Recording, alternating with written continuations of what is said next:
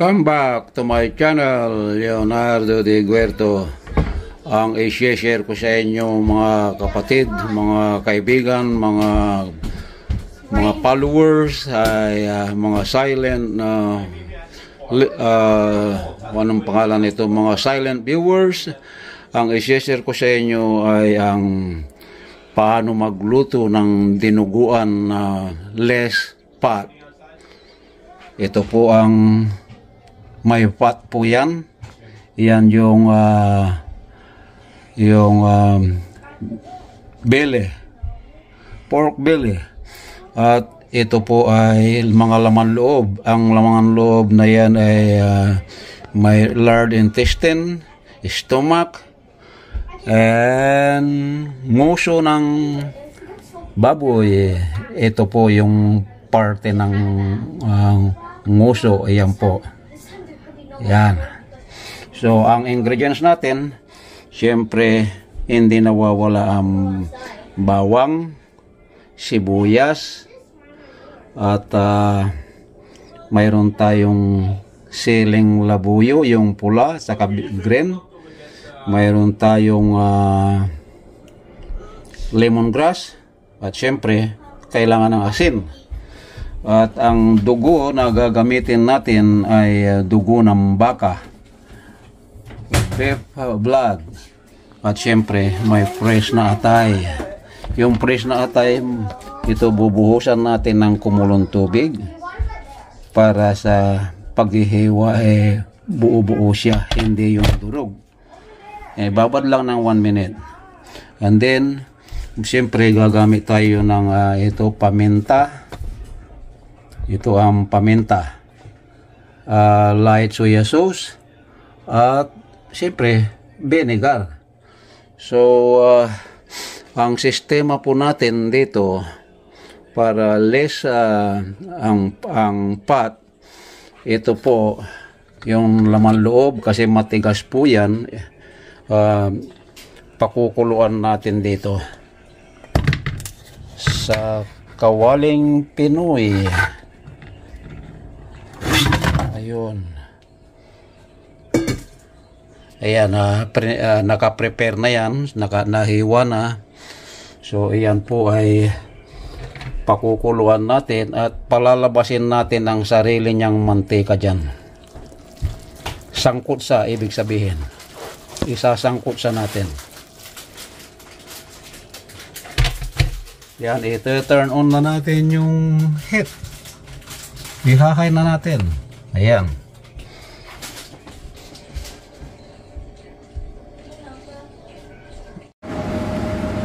Habang hinasangkot sa natin yung laman loob, hiwain na natin itong atay. Ito yung binabad sa kumulong tubig ng 1 minute.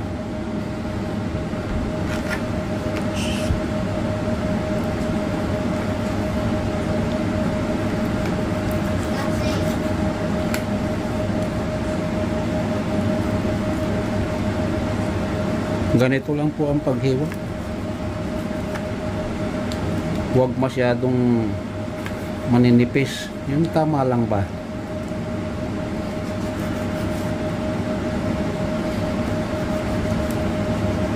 Kasi yung iba ayaw ng atay. Kaya lakihan natin ng konti.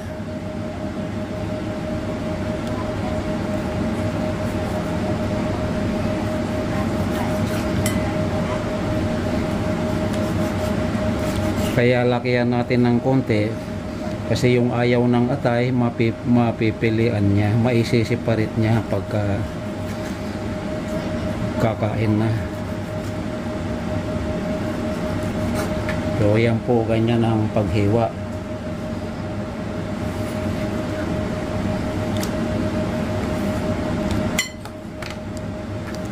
So, yan, ganyan.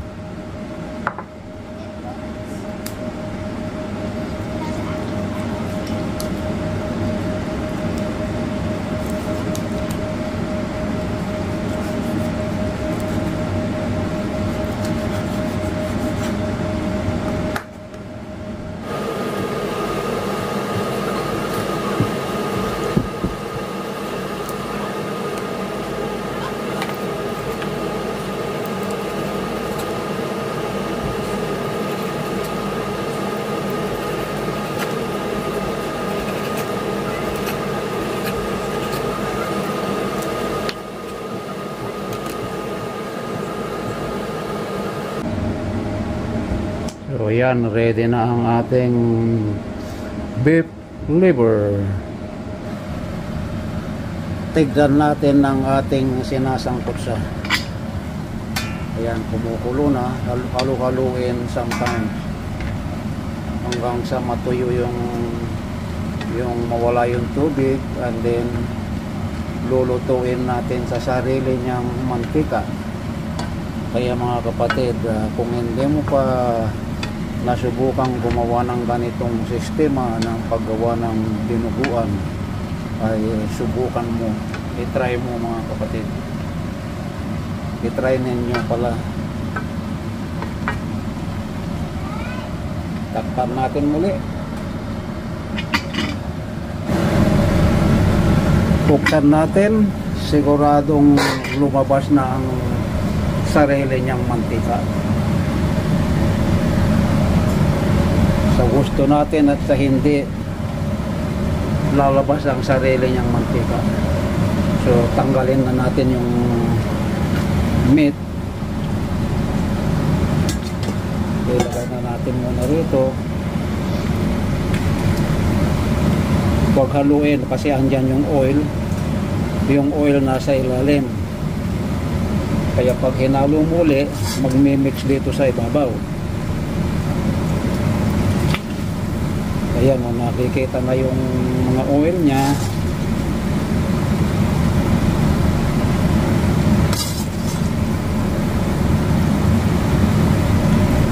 Ito ang sinasabing gigisahin sa sarili niyang mantika.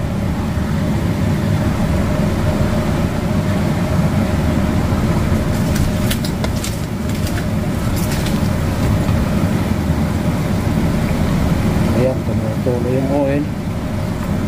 Kung marami yung oil, babawasan. Kasi ang intestine, maraming fat po yun. So ayan ang mantika nya.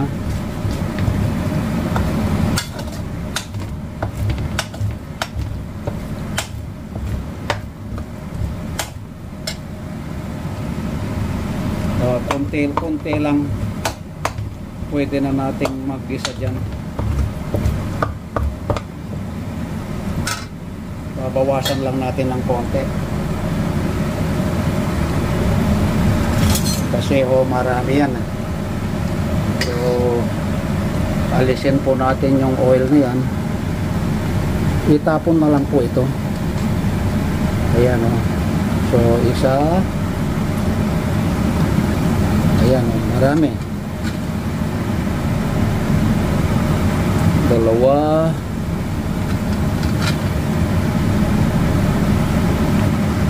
tatlo, oh my god, apat na scoop, apat na ganito. Okay, so igigisa na natin yung bawang.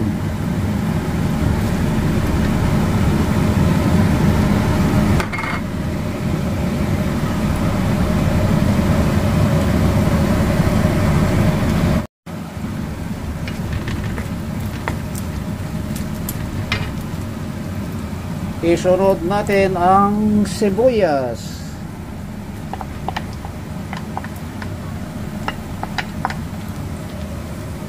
And then hayaan natin maluto hanggang golden brown bago natin ibalik yung mga dapat nating iluto.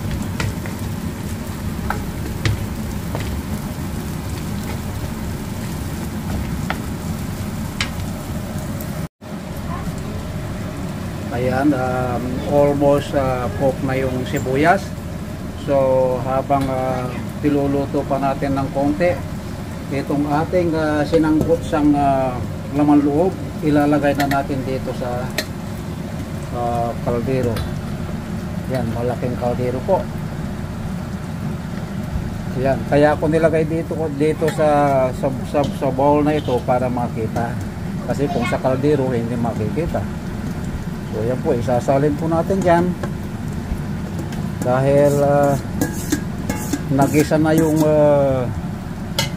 bawang, sibuyas. Yung itong ginisang ito, ililipat po natin dito sa laman loob na yan.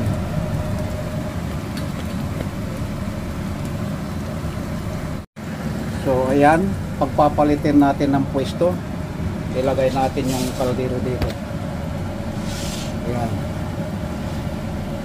And then ilalagay na natin yung ginisang bawang sibuyas.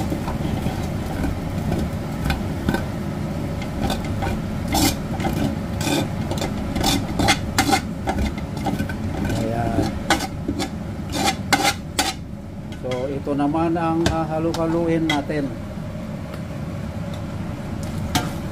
So andyan na yung bawang sibuyas.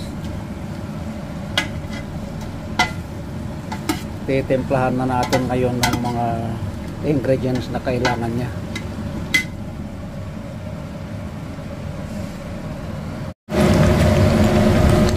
Lalagyan na natin ng ground black pepper.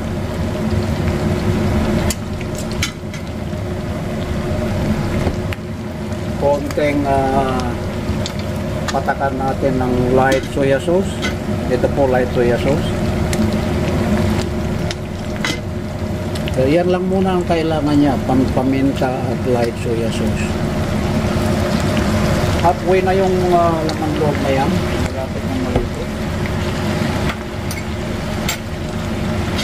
And then halu-haluin natin.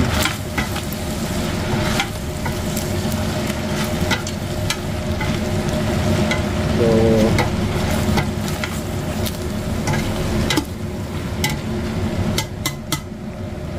kaya na natin maluto ng ilang minuto.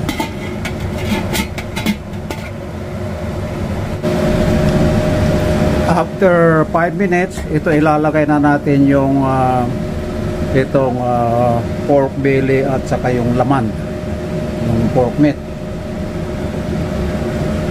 Yung ano yan, parang tenderloin siya. Len, ang tawagin, pork len. Ayan. So, ilagay na po natin.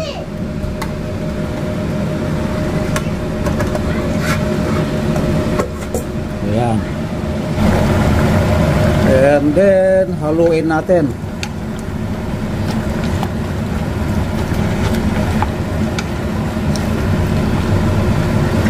Mga kuwan pa yan. Palalambutin natin ng mga another half an hour itong niluluto natin.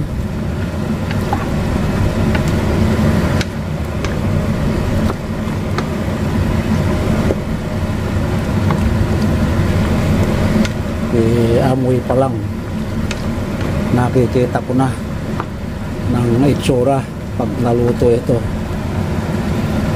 So ayan, hayaan nating maluto ng another 5 minutes bago natin tubigan para yung ingredients ma-absorb din ng karne.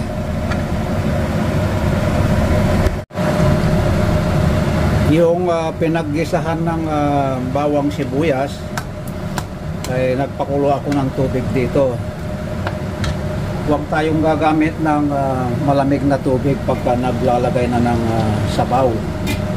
Ililipat natin yan dito sa ating kumukulo na yung mga laman niya. So isasalin na po natin. Kasi kung gagamit ka ng malamig na tubig, mabibitin. So ayan po, mabibitin ang pagkulo. Kaya kumulong tubig. Ayun, kung wala namang kumulong tubig, pwede rin malamig. Yung nga lang, madidelay ng konti yung time sa pagluluto.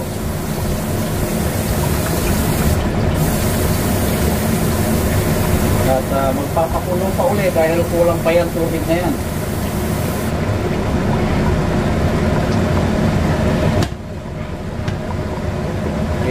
kumukulo na. So, haluin natin. Ang asin, vinegar, dugo, atay mamaya na po pagka yung malapit ng maluto. Huwag isasabay po ang atay at dugo. Pati vinegar mamaya na rin. So, ayan, hayaan natin yan na maluto ng half an hour. But kailangan haluin every 5 minutes, baka magtutong o ma-burn.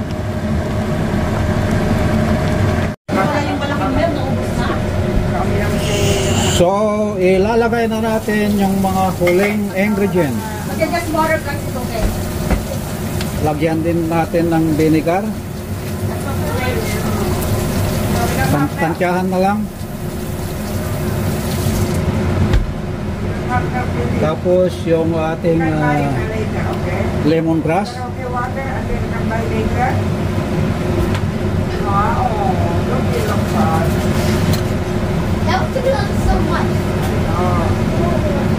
Pakuluan natin ng isang kulo bago natin ilagay yung beef liver.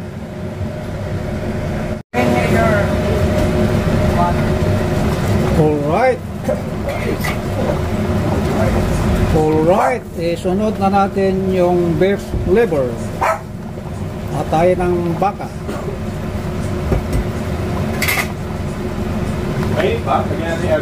Haluin natin. And isunod na natin yung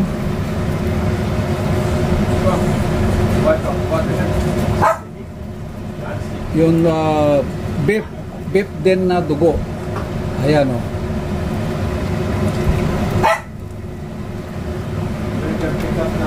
Bali, dalawa ang gagamitin natin kasi marami ito, isang kaldero.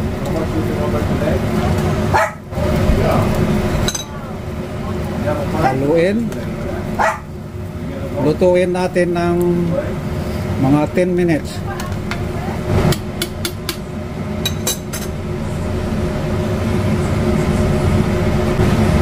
Takpan natin ng 5 minutes.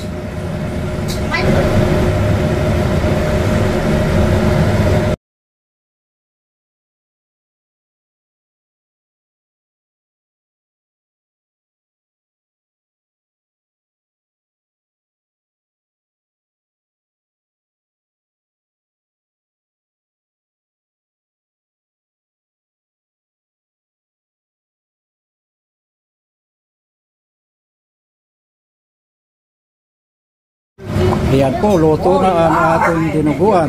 Kung nag-enjoy kayo mga kapatid sa aking pinakitang kung paano pagluluto ng dinuguan na hindi gumamit ng mantika, kundi yung ginisa sa sarili niyang mantika, ay huwag kalilimutang i-like, comment, at kung bago ka pa lang sa aking channel ay huwag kalilimutang i-click na rin ang notification bell para updated kayo lagi sa susunod kong mga video. So once again, thumbs up na po at tayo po ay kakain na. Luto na rin yung kanin. Ito ang ulam namin, dinuguan pork. So mag-comments na lang po sa ibaba kung anong masasabi nyo sa pinakita kong pagluluto. Masarap. May halong ano yan may halong beef liver at saka beef dugo. Sabaw lang ang bigay mo. Okay. Come back, be with me. I just wanna be